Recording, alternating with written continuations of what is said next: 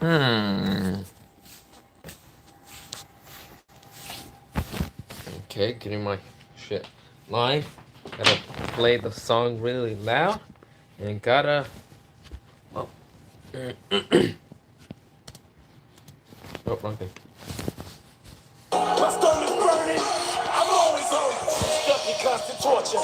Fingers ripped and ruptured. Tearing my mental structure. One toe after another. My mind is running wild. Somebody get me out. No matter how I twist and shout, Jason's got me now. Every day I'm coming down. No matter how I twist and bend. No escape extremities. Go back and then he starts again. It's like I got no trust. My only moves are search within. Reset greets me with a grin. I can't comprehend. How could I play the fool? Keep it cool. Follow rules. Okay, so let me pull up chat. Okay, Demon said first. Easy. EU. Easy. Easy. Easy. First place. Yo. Hello, Demon. What the fuck is EU? Oh, I know. Fucking Eastern Europe. Got it. I remember that from my history, from what's it called, geometry, whatever the fuck it's called, not geometry. Which one is it called? Ah, whatever. Eastern Europe. I guess that's where you're from.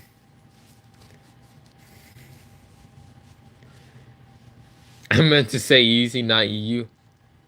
Ty Ray, hello.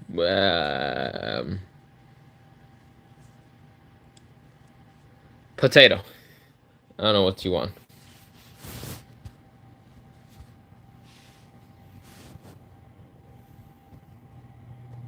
Okay.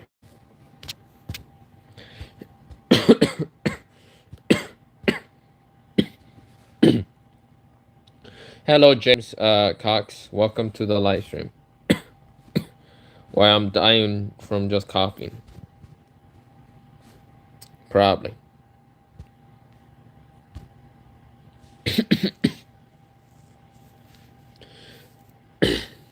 Hmm.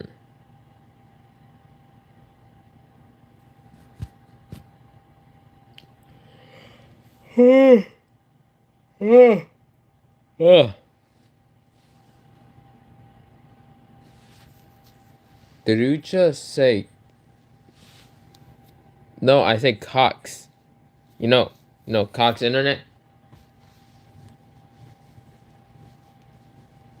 Bro, okay, I might have said that. I don't know. I'm kind of tired.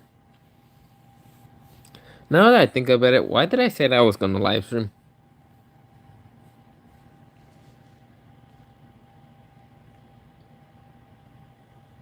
I have a small headache. I don't know about that. Well,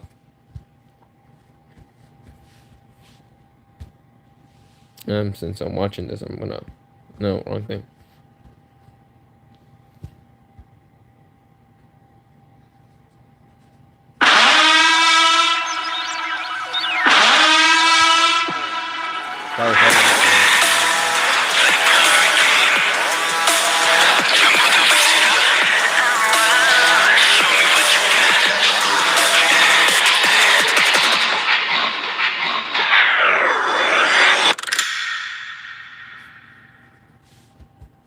Oh, that's the trailer I want to watch. Wait, Demon, you said it came out on what's it called? Oh, the 15th.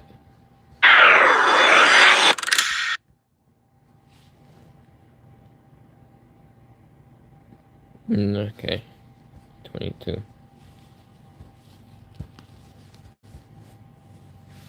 What other weapons they got here? They're coming out. No weapons that I fucking know.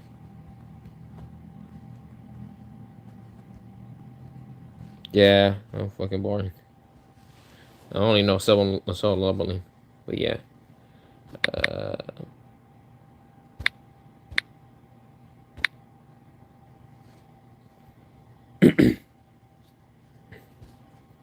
Well, I'm gonna watch this because, well, I don't know. You want fries with that? Introducing Wendy's new.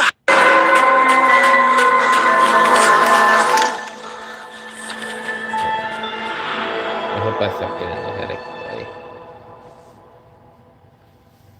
Working on the 50th floor was absolute hell for George. There were no balconies at all on any of the office levels. Just to go out into the fresh open air, one needed a good reason, and a lot of time to go down and back up again. To help reduce the employees' stress, aquariums were installed in the office. Normally there would be fish swimming in these. Oh, it would be Yet your for some birthday on unknown the 15th. reason, Got it. management decided that a certain type of aquatic creature, similar to lizards, would be better at calming the employees. These creatures are called leucistic axolotls, but George couldn't care less. Hey, isn't that He from turned Minecraft? toward- Yo, it's from Minecraft. I know the animal. It's from Minecraft. I should never seen those in real life. the window in hopes of seeing some bird. He liked birds, except birds much preferred trees that don't even reach George's floor. The guy turned his head slightly to the side and saw in the window a reflection of the axolotl he hated so much. George felt like throwing something against the side of the aquarium. He turned around and saw that the axolotl was not visible in the aquarium. Must be hiding somewhere behind the stones. But still, there's a reflection on the window. And a very clear one at that. Almost as if it isn't a reflection at all, but the real amphibian. After wiping the window several times, George realized that what he saw was an axolotl hovering in the air. What the hell is this? Did management teach the amphibians to fly so that they could annoy George even when he was looking out the window? The guy figured that he was apparently just overworked and was in urgent need of a vacation. But the hallucination seemed too realistic. George called several of his colleagues over to him and asked that they could see anything outside the window. All the employees looked back and forth from the aquarium to the window several times in confusion. One woman even fainted, and the rest continued to stand in front of the window with their mouths open, trying to wrap their heads around what was happening. One of the clerks eventually broke the silence, suggesting that maybe their office was flooded, but they somehow hadn't noticed. This weak hypothesis was quickly dispelled by a seagull flying right past the amphibian. George smacked the glass with his palm. This apparently frightened the amphibian, and it flew even higher into the air, hiding from the office workers' view. As luck would have it, the boss came up right at that moment. He, of course, didn't buy into any of the stories about the flying axolotl. For all the onlookers at the window, the minutes of downtime were subsequently taken from the salary. George grew to hate the axolotls even more, unaware that he had just witnessed SCP-1371's typical behavior. This is a young abnormal axolotl. Unlike its relatives, it's more resilient and resistant to environmental changes, including the increased level of pollution. But its main anomalous ability, as you've already noticed by now, is floating in the air. Previously, it was believed that the amphibian was capable of reaching a maximum height of approximately 165 feet above ground level, although the typical comfortable height for it's no more than about 3 feet. Later, it was revealed that with certain physical impact on the creature, the height at which it flies increases. During one of the experiments, a researcher named Bryn took the animal out of the aquarium. The anomaly grabbed the scientist's finger, causing Bryn to pull the creature down with his free hand to free his finger. As a result, within half the hour, SCP-1371 was at an altitude of over 29 miles above the ground. 16 hours later, the object calmed down and descended towards the ground along the same trajectory. Foundation researchers suggest that the creature's aerial buoyancy increases if the object's directed downward, using an external force. This is a kind of compensatory force that balances the position of the anomaly in space. But it seems to me that this actually has nothing to do with it. It all comes down to stress. When the creature's nervous, stress hormones provoke a radical alteration of its entire body at a chemical level.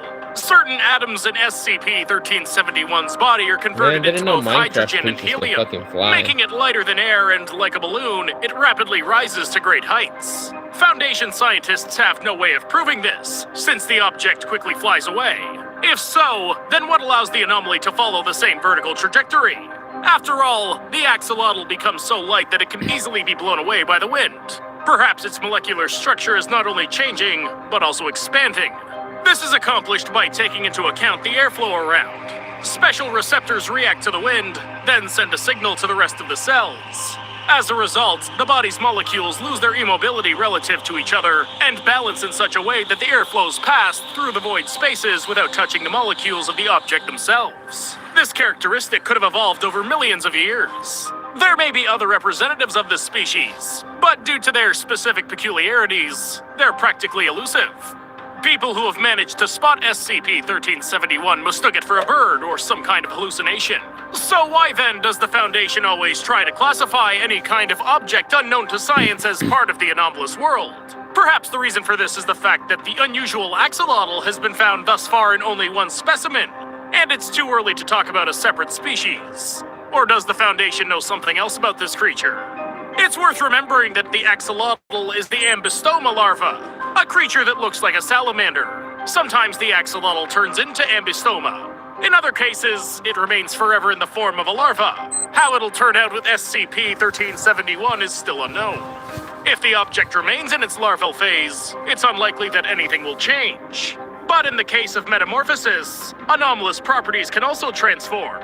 When an ordinary axolotl turns into an ambystoma, its gills disappear. The creature's able to switch to an exclusively land-based lifestyle.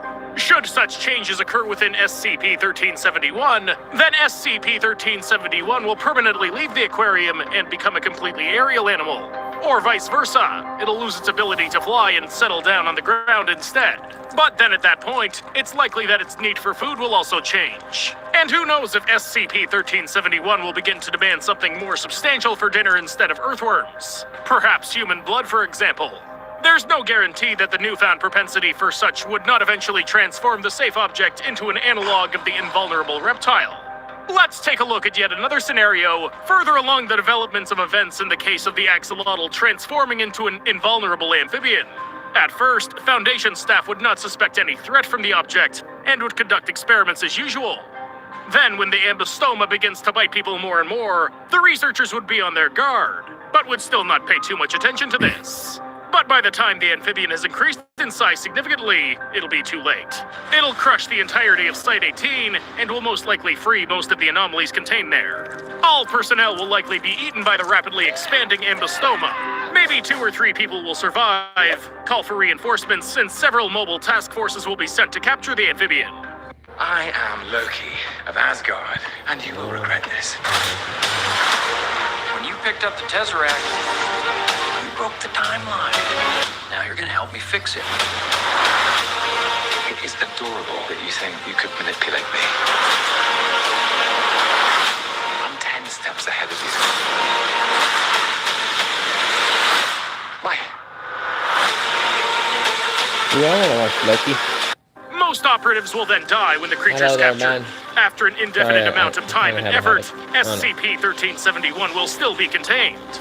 Then a new history behind the anomaly will emerge, along with its subsequent assignment of the Keter class. Fortunately, there's little evidence to support this You fell hypothesis. asleep? No, I haven't The fell probability asleep. of I such a haven't. situation I is just hinted don't at talk only by the and that's all particular I have. endurance possessed by the anomalous axolotl and its resistance to external stimuli. After all, not every organism can, without harm to life, exist at an altitude of 29 miles above the ground. Even ordinary passenger airliners do not go above 8 miles, since the air up there is too thin at such a threshold. The axolotl took off almost to the upper limit of the stratosphere. It's warm enough there, and the temperature can reach more than 68 degrees Fahrenheit. But in order to get there in the first place, you have to pass the incredibly cold lower boundary of the stratosphere, where the temperature drops to minus 167 degrees. An ordinary axolotl would turn into a piece of ice and would hardly come back to life after such frostbite. But there's yet another interesting point here. At the upper boundary of the stratosphere, ultraviolet solar radiation is converted into heat, which subsequently reaches the Earth and all living organisms use it. But what if the heat reaches the surface of the Earth solely thanks to small flying axolotls? Perhaps they deliberately rise to such a height, absorb heat, transport it to the lower layers, and then dissipate it. Perhaps it's such that anomalous amphibians take care of life on the planet and surround us with warmth. They may be doing this a bit more strenuously than necessary, at least as of recent. So then, are these creatures responsible for global warming? Imagine if a population of flying axolotls began to suddenly multiply uncontrollably. Previously, they did not rise above 165 feet. But in order to avoid encountering people or alarming aircraft passengers, they began flying higher. In this case, in order to prevent climate change, it's necessary to open up the hunt for the anomalous amphibians in order to reduce the population. But it can easily go too far here. If the hunters overdo it, a new ice age awaits us. If the amphibians are the only suppliers of heat from the stratosphere to the lower atmosphere, their extermination would leave those on the surface without heat. But why then have scientists studying the atmosphere not yet found a flock of flying axolotls? Or they found everything. Only who would believe that the planet receives heat thanks to the effort put forth by multiple amphibians floating in the air? It's much easier to come up with all sorts of physics laws regarding the convention of ultraviolet rays into heat rather than face the truth. But no, it's probably all some kind of nonsense. It seems that it's not the atmosphere that's overheated, but rather my brain. Let us know your thoughts regarding SCP-1371 in the comments below. Meanwhile, I'm gonna go make some tea and clear my head. Mr. Fish? Ooh, I might watch that.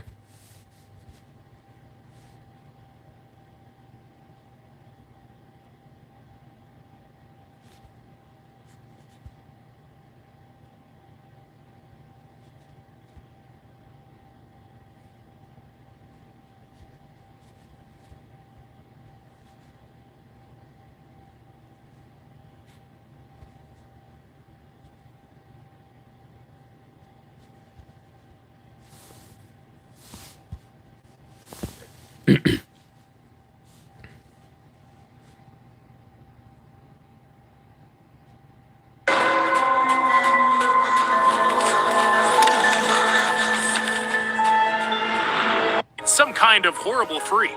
To avoid an encounter with the local wackos, this time you head out of town with your friends to have a picnic. But as bad luck would have, there are also lots of people there. There's a group of people sitting under almost every tree, but after several minutes of wandering around, you find a distant meadow. The spot there more than suits your purpose. You lay down a picnic blanket and plant yourself down with your friends, huddled together in a tight circle. You're not the most sociable member of your group by any means, so you quietly eat your sandwiches and listen to your friends' stories. But the peace and quiet of your comfortable party is about to be broken by an approaching figure in the distance. You can barely make out the moving silhouette, and your friends have paid it no attention. But you still start to feel agitated. You're panicking more than you normally would and don't know why. You're always wary of strangers disturbing you, but clearly Why the fuck is his eyes different? What the fuck is that? Just noticed that. something particularly strange is afoot here. After several minutes, your friends also notice the uninvited guest. To them, he appears a stark, naked man wearing a gas mask. To complete his terrifying aesthetic, he would only need a loaded rifle in his hands. All those present are clearly not pleased. The most spirited among you shout at the stranger, telling him to get lost. But it's as though he hasn't heard you, and he still moves assuredly closer to you. The nearer the strange man comes, the more it seems he's headed straight for you. Now you're beginning to feel really uneasy. Although the stranger's face is covered by his gas mask, the mere thought of having to see his face sickens you. When the stranger draws nearer, you hear him muttering something incoherent. Several of your friends run up to the naked guest and try to remove his gas mask, but their arms pass straight through the stranger's body. Although only you seem to be surprised by this for some reason.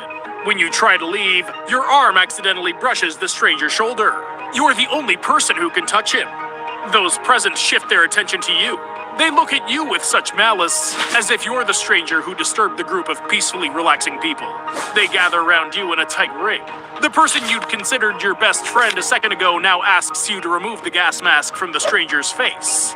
Everyone there is united in this unusual request. You're afraid, but your friends aren't going to turn on you so suddenly, right?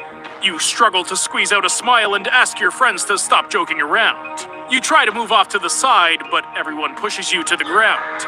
They drag you towards the stranger. You try to resist, but all your attempts are in vain. Your friends use your hands to tear the gas mask from their uninvited guest's face. You shut your eyes, since seeing the stranger's face is the last thing you want right now. When you feel the gas mask in your hands, your friends let you go. You open your eyes and see that, where the stranger once stood, there's only the puddle now. At first, you're surprised, but after several seconds, it stops worrying you.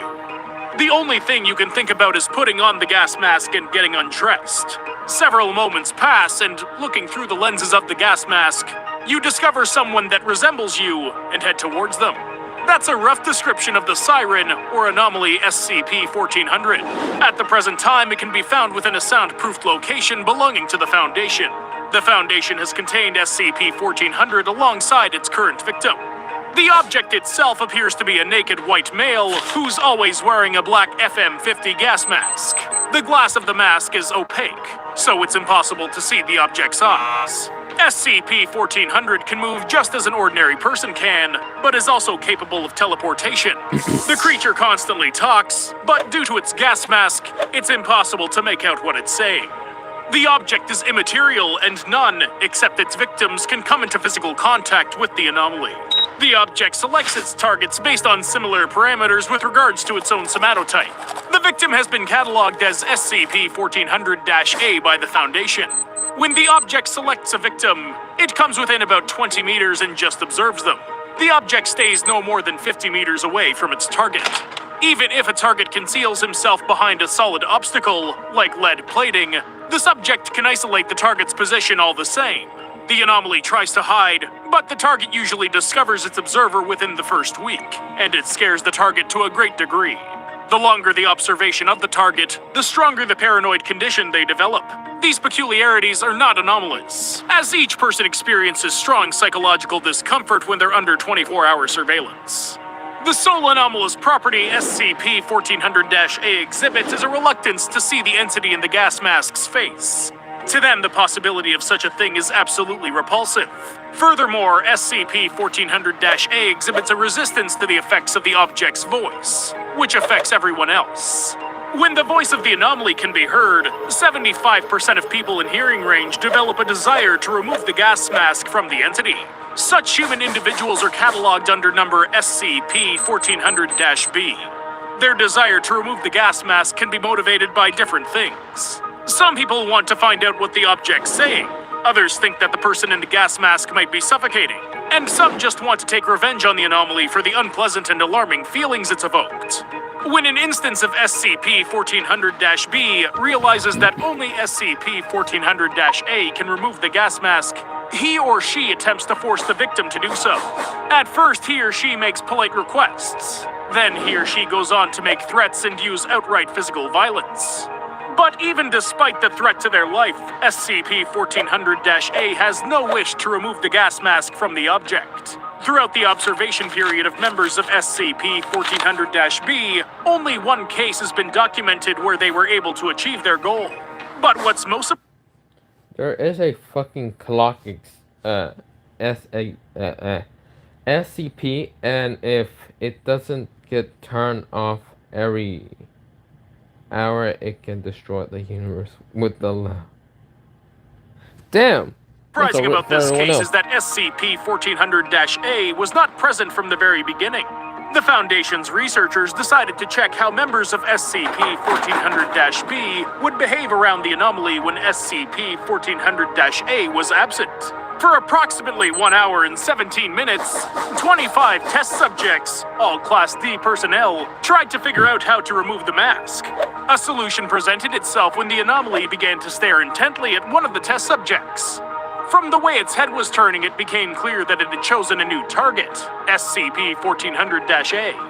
Using the hands of their newly acquired target, those present managed to remove the gas mask from the object. When the mask was removed, several people had already accidentally partitioned off the observation room, and as a result, the anomaly's face could not be recorded. But it clearly wasn't something the people gathered there liked. Albion Online is a sandbox MMORPG in which you write your own story. People stepped away from it in disgust, and the anomaly itself melted after the mask had been fully removed. Only a dark puddle remained where it had stood. Analysis showed that its contents contained water, phosphates, human waste, and solid metals. At the same time, SCP-1400-A had undressed itself fully and put on the gas mask. Evidently, the mask had turned this person into the new SCP-1400, and he had then moved to the opposite side of the containment room. This incident was recorded as Incident 1400 Cumberland, and the newly formed anomaly as SCP-1400-1. Subsequently, more information was acquired that similar anomalies exist outside the Foundation. There are at the very least 4 such anomalies. SCP-1400-2 is an obese African male with scars on his arms who wears a Guy Fawkes mask. The third specimen wears a Crusader's helmet which conceals the face of an elderly Asian female. SCP-1400-4 is a tattooed Polynesian male in a lion mask used at Chinese festivals, and SCP-1400-5 is a male Latin American wearing the helmet of a spacesuit. There are no trustworthy sources to verify this data, but there are, however, still bases for these claims. I've made my own assumptions about this anomaly. Judging by the behavior of the entity in the gas mask, the masks themselves, whatever their type, possess a parasitic nature. They feed on their human host, converting their body into an immaterial substance. The mask first swallows the victim's brain and then disfigures its face till it can no longer be recognized. After which the entire body becomes a kind of astral projection. Then the creature finds itself a body similar to the person who previously wore the mask. The mask forces its human to emit sounds which possess mimetic powers and compel those around it to want to remove the mask. Then those same mimetic powers force the person holding the mask in their hands to put it on. SCP-1400-A's great reluctance to see the object's face is not an anomaly in my opinion. It's natural to want to avoid infection. When we see an ill person, we subconsciously want to distance ourselves from them so we don't also end up sick. If it's actually a natural reaction, that means that for some time there have been similar masks in human history. SCP-1400-B's desire to remove the gas mask from the object is also completely natural. It helps them avoid infection themselves until the object turns its gaze on them. It should also be noted that the various masks have their own preferences in terms of aesthetics and gender. If the gas mask feels a need to feed on white males, then the Crusader's helmet willingly infects Asian women of a respectable age. On account of these aesthetic specifics, it seems to me that these masks were created intentionally for the genocide of a certain people, and the task of each mask is to wipe one or another group of people from the face of the earth. Or the case could be completely different. As certain groups of people are more vulnerable to certain types of viruses, so too might white males be sensitive to the effects of the anomalous gas mask. What do you think? Could that be right? Write your thoughts in the comments below this video.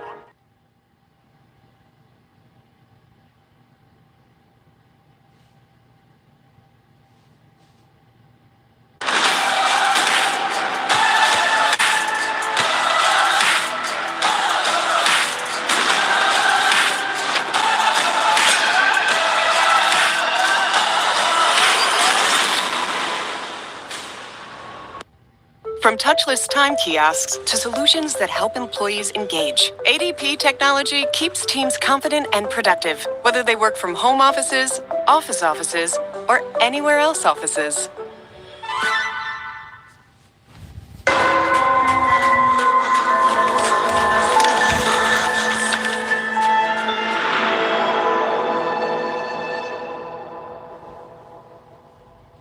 The Foundation agent went off on another case. This time he had to carry out a mission at Prometheus Labs. Unfortunately for him, things didn't go according to plan. During the operation, the agent was wounded and mutilated multiple times. The doctors tried for hours to save the young man's life. They were forced to amputate both of his legs.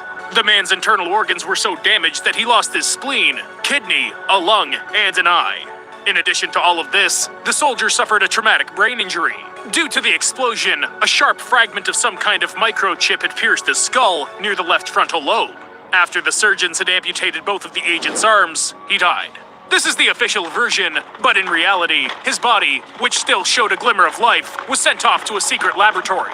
There, a robot surgeon performed a number of procedures on him, nearly turning him into a cyborg. The machine didn't replace his limbs or organs. Instead, it drove the microchip fragment that was stuck in the man's skull even deeper into his brain. The circuitry then began to grow, replacing damaged tissues, but leaving the neurons intact. Having thus taken control of the soldier's entire body, the mechanism removed part of his skull. A plate of armored metal appeared in the place of the extracted bone. When the robot surgeon had finished all of the necessary procedures, it injected the patient with an unknown drug, after which the soldier fell into a coma. This is probably the way that the mechanism intended to protect the biological part of the new body from any subsequent changes. It turns out that a colony of nano-robots had settled inside the agent's body. They sprouted a multitude of tentacles from the man's spine and skull. Their antennae were made of steel and silicon and could take various forms, including tools, weapons, wires with various connectors, and so on. No, this isn't the plot of the 2020 movie Bloodshot, although I agree it's very similar. Perhaps the Foundation should check to see whether any of their employees leaked information about experimentation with SCP-212. I'm sure that the organization won't terminate experiments with the object, not until they find an opportunity to program its actions. SCP-212 can be called an anomalous robot surgeon, but Foundation staff call it the Improver. The object is safe. unless of course you come within a meter and a half of it. This large medical device manipulates 3 robotic arms. They contain a vast number of different tools and devices necessary for surgical operations. More precisely, they come out of the hands, but cannot be placed directly in them. To date, there have been more than 500 documented cases of different tools appearing. It's not yet been possible to find the mechanism of their appearance, the place where the tools are stored, or the power source of the equipment itself. SCP-212 is actively used for experiments, including those with Foundation personnel. But all procedures must be authorized and approved by organization medical staff. Security personnel are allowed to thwart unauthorized attempts to use the improver by any means available. People undergoing transformations by the object undergo a full examination, including a psychological evaluation. Refusal of this examination is punishable by termination. If the employee accidentally came into contact with the improver, they're put into quarantine. Then they're subjected to a standard testing protocol. SCP-212 grabs any living creature within its reach. This facet of the object's behavior greatly complicates its study. SCP-212 reacts quite aggressively to the appearance of a number of mechanical devices, as well as any attempts to influence it. Meanwhile, human research is impossible, since the device immediately gets to work as soon as it has a patient. The improver's body and individual parts are known to consist mainly of plastic and steel, and there are always the necessary devices for a given procedure in the object's hands. SCP-212 improves, cleans, and changes tissues, organs, and body parts. The transformation process doesn't take much time, but always has one feature. The robot doesn't use painkillers or anesthesia. It cuts people open while they're awake. Due to pain shock, physical injury, and blood loss, all of which the robot surgeon ignores, 47% of patients die. The survivors describe their experience as being excruciatingly painful. At the end of the procedure, SCP-212 applies stitches and fills the cut with a chemical sealant. Specialists are still studying its composition and mechanism of action. The most interesting and dangerous thing about the improver is that it modifies bodies at random. At any rate, there's no rhyme or reason to its operations. The object's interventions are often harmful or fatal to the body. The list of changes made by SCP-212 includes reinforcing bones with metal plates, lining joints with graphite, completely replacing internal organs and teeth with artificial ones, and adding or duplicating internal organs. But there are more large-scale and frightening operations in the object's repertoire. Sometimes it completely changes the body, amputating limbs and other extra parts. This is how one of the test subjects died, because SCP-212 replaced his bone marrow with a gel of unknown composition. Foundation scientists were unable to find a way to predict what changes the anomalous surgeon would make. Attempts to reprogram the object for specific actions, or to establish some sort of contact with it, were also unsuccessful. Despite all of that, there are many people in the organization who want to become test subjects in SCP-212 experiments, and they're by no means D-Class employees. All of these people probably had childhood dreams of becoming superheroes. Those who want to be improved are aware of the possible consequences. They all get permission from both members of the O5 Council and doctors. The results of each interaction are recorded in a log. This is how I know about the most extensive operations that the improver has conducted. One of the organization doctors died during their procedure. The object gave him ceramic teeth, then amputated his feet and installed latticework with pads on the bottom instead. The man survived the extraction and cleaning of his heart and other internal organs, as well as the integration of metal devices into his head. He was killed by the extraction of his bone marrow, which was replaced by a blue gel. The installed feet have been studied. It turned out that the platforms were able to stick to almost any surface, and they could also carry a load of up to 225 kilograms. The so-called cleansing of internal organs takes place through various interventions and interactions. As a result, they're rid of all diseases and genetic abnormalities, and are rejuvenated. A 28-year-old organization agent successfully underwent improvement with the help of SCP-212. In the course of the operation, he received a new lower jaw, and instead of teeth, he got sharp blades made of super dense ceramic. The agent's ribs and pelvis were covered with the same material. The agent's eyes, liver, and lungs were also cleaned, and the spine was replaced with a synthetic equivalent. This process was carried out in stages, starting from the base of the skull. After rehabilitation, the employee returned to his former post. There are two specific experiments that could be counted as the most significant. One was conducted with Agent A, who was severely injured during his last assignment, losing all his limbs and almost half of his organs. The O5 Council approved the experiment with SCP-212. But no one expected the result. The object didn't restore the missing body parts and organs, but turned the employee into a